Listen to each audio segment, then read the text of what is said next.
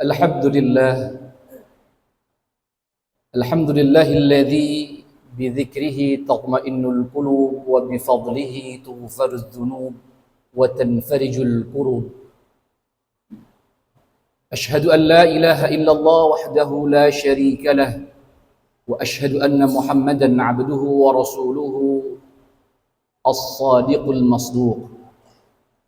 Allahumma salli wa sallim wa barik ala sayyidina wa nabiyyina wa imamina wa hujjatina wa maulana Muhammadin as-sadiqil masduq wa ala alihi wa sahbihi dhawil karami wal jud. Amma ba'du fa ya ibadallah, usini wa iyyakum bitaqwallahi wa ta'atihi faqad fazal muttaqun. قال تعالى وهو أصدق القائلين أعوذ بالله من الشيطان الرجيم بسم الله الرحمن الرحيم وأما من خاف مقام ربه ونهى النفس عن الهوى فإن الجنة هي المأوى صدق الله العظيم. Ma'asyiral muslimin, sidang Jum'ah yang dimuliakan Allah Subhanahu wa taala, puji dan syukur mari kita terus panjatkan dari lisan yang penuh dosa ini ke hadrat Allah Subhanahu wa taala, seraya memanjatkan salawat dan salam ke haribaan Nabi besar Muhammad sallallahu alaihi wasallam. Mengawali khutbah ini, saya berwasiat mari sama-sama kita selalu berusaha sekuat tenaga meningkatkan kualitas takwa kita kepada Allah Subhanahu wa taala. Hadirin ma'asyiral muslimin yang dirahmati Allah Subhanahu wa taala, di antara keistimewaan yang Allah berikan kepada kita sebagai umat Nabi Muhammad sallallahu alaihi wasallam adalah ketika Allah menyebut kita, memuji kita dalam Al-Qur'an sebagai ummatan wasatan, umat pertengahan, melalui firman-Nya وَكَذَلِكَ جَعَلْنَاكُمْ أُمَّةً وَسَطًا لِتَكُونُوا شُهَدَاءَ عَلَى النَّاسِ وَيَكُونَ الرَّسُولُ عَلَيْكُمْ شَهِيدًا إلى آخر الآية. Allah memuji kita sebagai umat Nabi Muhammad sebagai umat yang moderat, umat yang selalu bersikap tengah-tengah dari sikap fundamentalis dan sikap liberalis. Agama mengajarkan kita untuk memiliki sifat moderasi, wasatiyah dalam beragama. Atha bin Salimi, salah seorang tabi'in yang pernah belajar langsung dari kibarus sahabah Anas bin Malik, pernah mengajarkan apa arti moderat dalam bidang akhlak. Atha as-Salimi adalah orang yang memenuhi kehidupan, memenuhi kebutuhan hidupnya dengan cara merajut baju. Selain seorang zuhud, dia menghiasi hari-harinya untuk memenuhi kehidupan sehari-hari dengan membuat baju. Hingga pada suatu hari Atha as-Salimi ini ingin membuat sebuah karya terbaik yang pernah ia buat. Baju terbagus yang pernah ia rajut dari jari jemarinya untuk kelak dijual dengan harga tinggi sebagai bekal kehidupan sehari-hari. Singkat cerita, Atha as-Salimi berhasil membuat karya masterpiece pakaian yang akan ia jual tinggi di pasaran. Ia bawa pakaiannya ke penjual di pasar dengan harapan akan dibeli dengan harga yang luar biasa.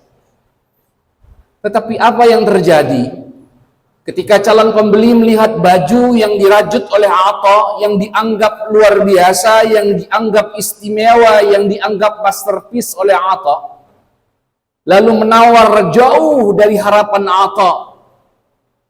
Atha pun bertanya, mengapa engkau menawar harga ini, baju yang aku buat dengan sepenuh tenaga dengan harga yang begitu rendah? Calon pembeli ini menjawab, sini aku tunjukkan kekurangan dari baju yang kau buat, jahitannya, presisinya, dan seterusnya. Saat itu pula Atha tersungkur menangis. Melihat Atha tersungkur dan menangis, calon pembeli akhirnya memutuskan untuk membayar seperti harga yang diinginkan oleh Atha As-Salimi. Lalu Atha mengatakan, "Tuan, bukan karena harga itu aku menangis. Aku menangis membayangkan kalau hal ini terjadi kepadaku di hadapan Allah kelak. Ketika aku datang menghadap Allah dengan ibadahku, dengan salatku, dengan puasaku, dengan bacaan Qur'anku, dengan sedekahku, dengan haji dan umrahku, dengan ibadah yang aku anggap itu akan menyelamatkanku dan masukkanku ke surga, ternyata hal itu tidak bernilai di sisi Allah Subhanahu wa taala." Ma'asyiral muslimin rahimakumullah. Atha As-Salimi, riwayat ini mengajarkan kepada kita bukan untuk berputus asa terhadap rahmat Allah. Justru kisah Atha ini mengajarkan kepada kita bahwa mesti ada keseimbangan dalam kehidupan kita, termasuk keseimbangan dalam ibadah, dalam akidah, dalam akhlak. Di antara keseimbangan tersebut yang oleh ulama disebut dengan konsep al-khauf war-raja. Al-khauf adalah konsep di mana diri kita memiliki perasaan takut kepada Allah Subhanahu wa taala. Takut yang didasari karena kehebatan, keagungan Allah Subhanahu wa taala. Bukan takut seperti kita takut menghadapi sesuatu yang menyeramkan. Takut karena Allah mesti didasari karena kesadaran yang dibarengi dengan amal ibadah. Sebagaimana Allah berfirman dalam surat An-Nazi'at, "Wa amma man khafa maqama rabbih wa nahan nafsa 'anil hawa." Orang-orang yang takut akan kebesaran Tuhannya dan menahan diri dari hawa nafsunya, maka surgalah tempat orang-orang tersebut. Khauf menurut ulama atau raja menurut ulama adalah perasaan rasa penuh harap, optimisme bahwa Allah Subhanahu wa taala memiliki rahmat, ampunan dan karunia yang luar biasa kepada kita semuanya. Dalam Al-Qur'an surat Az-Zumar ayat 53 Allah berfirman, "Qul la ibadiyalladzina asrafu ala anfusihim la taqnatu birrahmatillah." Katakan wahai Muhammad kepada hambaku yang sangat melampaui batas, jangan kau putus asa terhadap rahmat Allah. Innallaha yaghfirudz dzunuba jami'a. Allah akan mengampuni semua dosa tanpa terkecuali. Innahu huwal ghafurur rahim. Ma'asyiral muslimin rahimakumullah. Konsep khauf dan raja ini harus berjalan seimbang dalam hidup kita. Jika seseorang teramat mengedepankan rasa khauf, rasa takut dalam dirinya, maka yang terjadi adalah rasa ketakutan yang berlebihan. Ketika orang terlalu mengedepankan rasa roja, harapan yang terlalu tinggi, seseorang akan menjadi lalai, akan meremehkan dosa karena merasa selalu ada ampunan dari Allah Subhanahu wa taala.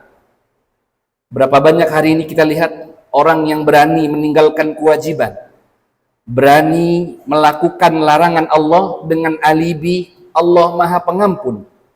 Ini bukti ada rasa roja yang tidak dibarengi dengan rasa khauf. Sementara jika hanya fokus pada khauf, maka yang terjadi adalah putus asa. Merasa bahwa dosanya tidak akan diampuni, tidak ada harapan bahkan untuk mendapatkan rahmat Allah, yang tidak sedikit berujung pada suudzon kepada Allah. Padahal Allah mengatakan dalam hadis qudsinya, "Ana 'inda dhanni 'abdi bi." Saya bergantung bagaimana prasangka hambaku kepada diriku, kata Allah. Maka mari sama-sama dalam kesempatan yang mulia ini kita latih diri kita untuk terbiasa menanamkan sifat khauf dan roja kepada Allah secara seimbang. Bagaimana caranya? Sifat khauf bisa dilatih dengan cara terus mengenal keagungan Allah Subhanahu wa taala, mengenal kekuasaan Allah Subhanahu wa taala, apa yang diperintahkan dan apa yang dilarang oleh Allah Subhanahu wa taala. Tentunya hal ini bisa kita lakukan dengan cara mengkaji, belajar, terus mengaji dari guru-guru kita, dari asatidzah kita, dari kiai-kiai kita. Juga dapat dilaksanakan atau ditumbuhkan sifat khauf ini dengan cara mengingat kehidupan akhirat. Bahwa yang hari ini kita lakukan bukan akhir dari perjalanan. Masih ada kehidupan yang menunggu kita di yaumil qiyamah kelak, yang kaitannya dengan pertanggungjawaban atas apa yang kita lakukan hari ini.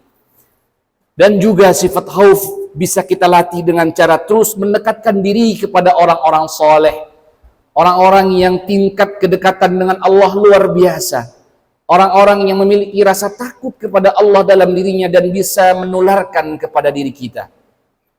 Sementara sifat raja, ma'asyiral muslimin rahimakumullah, bisa kita latih dalam diri kita dengan cara mempelajari nikmat yang Allah berikan, ampunan yang maha luas dari Allah Subhanahu wa taala. Yang kedua, bisa kita latih dengan cara mengingat nikmat-nikmat Allah yang luar biasa kepada kita. Hari ini sadar atau tidak sadar, banyak sekali nikmat Allah yang Allah berikan kepada kita. Terutama yang paling utama adalah nikmat iman dan Islam. Bukankah nikmat iman dan Islam ini adalah dua nikmat yang Nabiullah Ibrahim alaihissalam minta untuk ayahnya, tapi tidak dijawab oleh Allah Subhanahu wa taala? Bukankah nikmat iman dan Islam adalah nikmat yang diminta oleh Nabiullah Nuh alaihissalam untuk istri dan anaknya? Bahkan Nabiullah Rasulullah Muhammad sallallahu alaihi wasallam pernah meminta karunia nikmat iman dan Islam untuk pamannya Abu Talib, tapi tidak dikaruniai oleh Allah Subhanahu wa taala. Maka bersyukur kita hari ini ketika kita, anak-anak kita, keluarga kita masih berada dalam koridor iman dan ketakwaan kepada Allah Subhanahu wa taala. Anak yang hari ini kita anggap nakal, boleh jadi itu adalah doa-doa orang-orang yang belum diberikan keturunan oleh Allah Subhanahu wa taala. Gaji yang belum sesuai dengan ekspektasi yang kita miliki di perusahaan, itu adalah nikmat yang sedang ditunggu-tunggu oleh para orang-orang yang belum memiliki pekerjaan. Kesibukan pekerjaan yang seringkali membuat kita bosan, itu adalah nikmat yang ditunggu-tunggu para orang-orang yang sedang menunggu pekerjaan. Maka nikmat mana lagi yang kita dustakan dari Allah Subhanahu wa taala? Dan sifat raja bisa kita latih dengan cara bergaul dengan orang-orang yang optimisme tinggi, orang-orang soleh yang senantiasa menebarkan rahmat Allah Subhanahu wa taala, karena lingkungan kita berpengaruh besar bagaimana diri kita. Ma'asyiral muslimin rahimakumullah, sebagai penutup, mari melalui khutbah yang singkat ini kita latih kembali sifat khauf dan raja. Khauf dan raja merupakan dua sikap moderat, wasatiyah yang dianjurkan Islam dalam bidang akhlak yang bisa kita terapkan dalam kehidupan sehari-hari. Mudah-mudahan yang sedikit ini ada barakahnya untuk kita semuanya. Barakallahu li wa lakum fil Qur'anil Karim wa nafa'ani wa iyyakum bima fihi minal ayati wadh-dhikril hakim wa taqabbal minni wa minkum tilawatahu innahu huwal ghafurur rahim.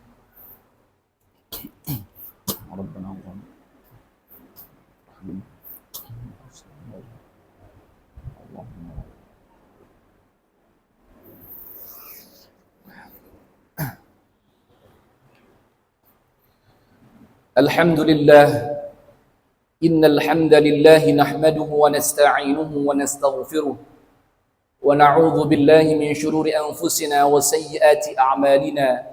من يهده الله فلا مضل له ومن يضلله فلا هادي له أشهد أن لا إله إلا الله وحده لا شريك له وأشهد أن محمدا عبده ورسوله لا نبي بعده اللهم صل وسلم وبارك على هذا النبي الكريم سيدنا ونبينا وحجتنا ومولانا محمد وعلى آله وصحبه أجمعين أما بعد فيا عباد الله أوصيني نفسي المذنبة وإياكم بتقوى الله وطاعته فقد فاز المتقون واعلموا أن الله أمركم بأمر بدأ فيه بنفسه وثنى بملائكته المسبحة بقدسه فقال تعالى مخبرا وآمرا إن الله وملائكته يصلون على النبي يا أيها الذين آمنوا صلوا عليه وسلموا تسليما اللهم صل وسلم وبارك على هذا النبي الكريم ورضى اللهم عن الخلفاء الراشدين سيدنا أبي بكر وعمر وعثمان وعلي وعن بقية الصحابة وقرابة رسول الله وعنا برحمتك يا أرحم الراحمين اللهم اغفر للمسلمين والمسلمات والمؤمنين والمؤمنات الأحياء منهم والأموات اللهم انصر الإسلام والمسلمين اللهم آمنا في أوطاننا وأصلح لنا أئمتنا وولاة أمورنا واجعلنا وإياهم ممن خافك واتقاك واتبع رضاك يا رب العالمين اللهم لا تدع لنا في مقامنا هذا ذنبا إلا غفرته ولا هما إلا فرجته ولا حاجة من حوائج الدنيا والآخرة إلا قضيتها ويسرتها فيسر أمورنا واشرح صدورنا ونور قلوبنا واختم بالصالحات أعمالنا اللهم توفنا المسلمين وأحينا مسلمين غير خزايا ولا مفتونين ربنا لا تزغ قلوبنا بعد إذ هديتنا وهب لنا من لدنك رحمة إنك أنت الوهاب ربنا اغفر لنا ولوالدينا وارحمهما كما ربيانا صغارا ربنا آتنا في الدنيا حسنة وفي الآخرة حسنة وقنا عذاب النار عباد الله إن الله يأمر بالعدل والإحسان وإيتاء ذي القربى وينهى عن الفحشاء والمنكر والبغي يعظكم لعلكم تذكرون فاذكروا الله العظيم يذكركم واشكروه على نعمه يزدكم ولذكر الله أكبر